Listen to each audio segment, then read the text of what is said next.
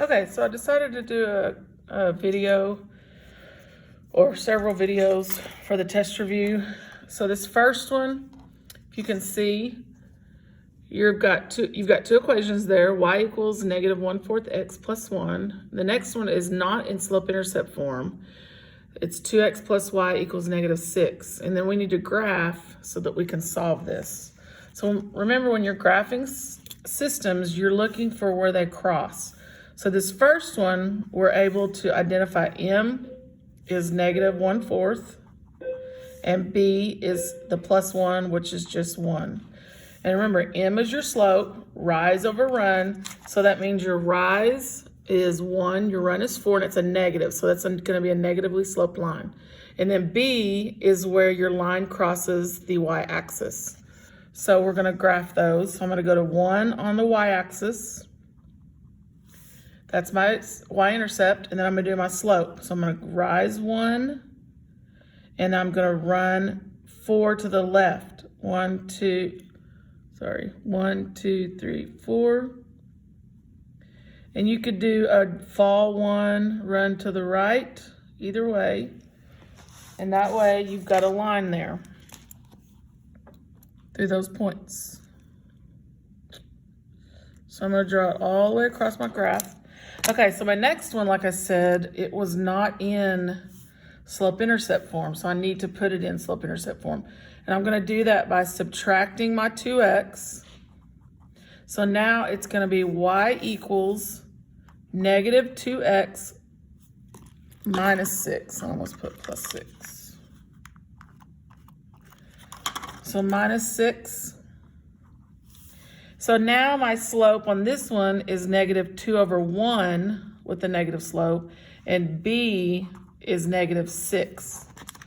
So that's what that looks like. So I've subtracted negative 2x.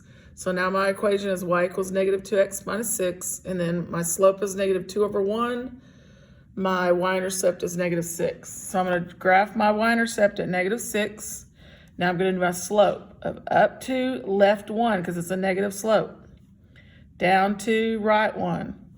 Now, because we need to see where these cross, it may not be a bad idea to keep doing your slope and hoping, which they do right there, hoping that they intersect perfectly on one of those points.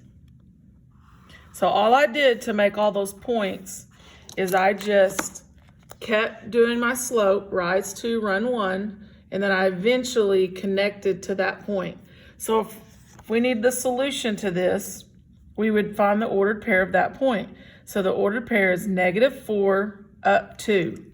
So -4, 2, or you could say x is -4, y is 2.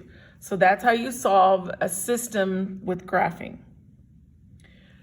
Okay, so let's look at this next one. This next one, now, notice, I know when we went through the lessons, you had to specifically solve it by substitution or elimination or graphing, but whenever you take a test, if it just says solve the system, just solve it how it makes sense to you and which one, you liked better. When I look at this one, they're both solved for y. They both are set equal to y. So why can't we take this expression and this expression and set them equal to each other? Since they both equal y, that means they equal each other. So now we set them equal to each other, and then now we can solve that equation for x. So I'm going to move my 8 over here, making a negative. So that makes a -2x. Those are gone. Then I can go ahead and subtract my 5. Those are gone. And then that's -12. And then divide by -2.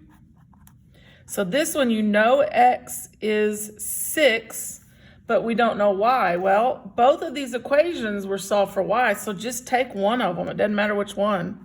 And I'm going to do the top one, 6x plus 5. So 6, and now I substitute. So I took the top one, 6x plus 5, and now I went over here and I put my 6 that I got for x in for the x, and then add my 5 for the rest of that equation. And then now that's 36 plus 5. So y is 41. So x is 6, y is 41. Okay, so the next one is, when I look at, well, this one does tell you substitution. So this one's telling you, the other thing you want to look at is notice how one of the equations is already solved for x. So right away I see substitution there. So I'm going to take this expression and I'm going to substitute it in for the x because it's set equal to x. So it's going to look like this, 2, and then in parentheses, 2y plus 4 minus 5y. And see what I did by doing that is I got rid of the x that was in the equation and now I only have y's. So now I can solve for y. I have to distribute. That's going to be 4y plus 8 minus 5y equals 9. And then 4y minus 5y is just negative 1y or negative y. And then I can subtract this 8 over here to the 9. And that equals 1. Well, then you need to give this negative thing, you either divide it by negative 1 or just give it to that answer. So y is negative 1. So now I need to solve for x. So remember this equation that was already solved for x? Right there, the bottom one? So now I'm going to put my y that I got, which is negative 1, I'm going to put that in for that y right there.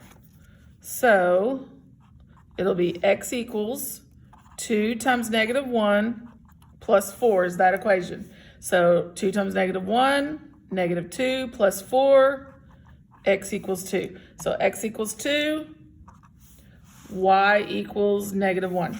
And you've got your two solutions. Now, I'm not going to do this next one because it's very similar. It's just another one like that, but it says use substitution. Same thing we just did on the one above. You're going to take this expression, put it in for x, then you'll be able to solve that equation for y. Once you get y, you put it in for that y, and then you'll be able to get x. It's identical to the one I did above. Okay, so I'm going to stop this video, and then we'll start back with elimination.